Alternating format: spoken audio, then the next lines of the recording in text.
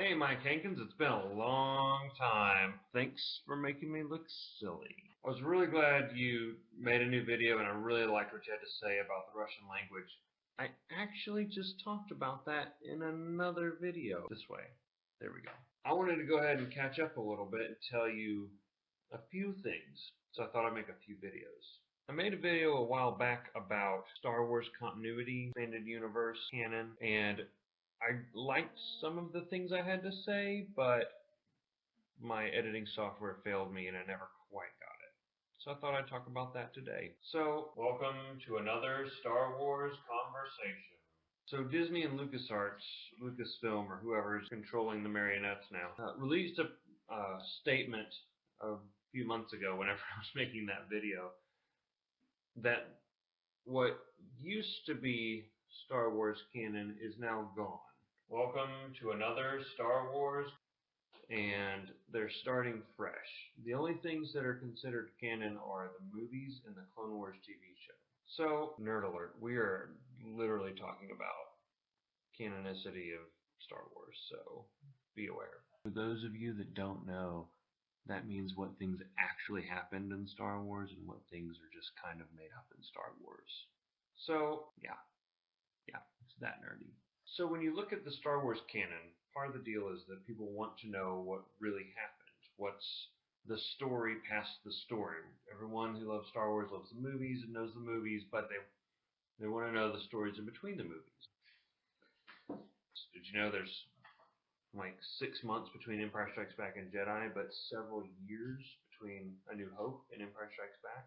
What was going on during that time? So over the last 30 years, there have been books and movies and magazines released under the guise of this is the official story.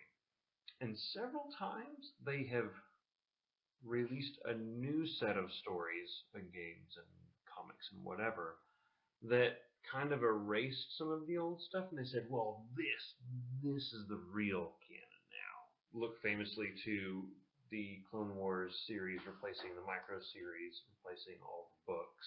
I said it's a fascinating phenomenon that we get really concerned about what really happened in Star Wars, because it's obviously a fictional universe, and we have a good example how continuity isn't necessary for a good fiction. If you look at Batman, several forms of Batman, several continuities, several interpretations, but all great Batman stories, all striking at different important parts of the character, all having different values and tales to tell, but striking at the core of who is Batman, what does that mean, what do we learn from that? When dealing with Star Wars canon, it gets a little confused because part of that story is making all that intricate world fit together. So when they change canon, people get upset.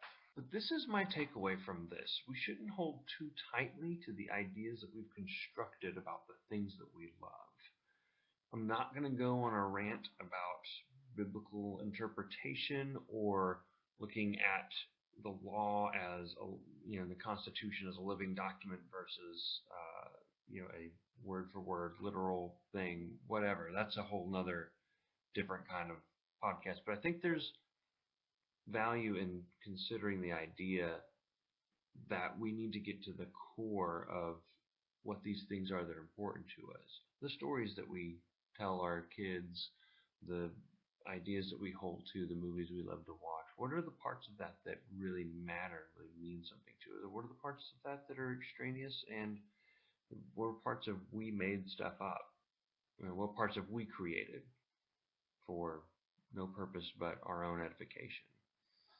With Star Wars, there's a lot of great stuff that's not part of continuity now, but it's still there. And it's may not be there in the new movies, which kind of makes me sad, but at the same time, I can go back and read it whenever I want. I can still draw all the experience and lessons and fun that I want out of those stories. The important thing that make worthwhile content is not that they make new movies that are bound up in that continuity. If they put out a great movie, no one's going to fuss about this anymore. And in the same way, when my son's watching a Batman show, whether it holds to the exact way that they displayed and portrayed Batman in 1989 doesn't matter. They just need to tell a good Batman story. Thanks, Mike. I'll catch you again soon.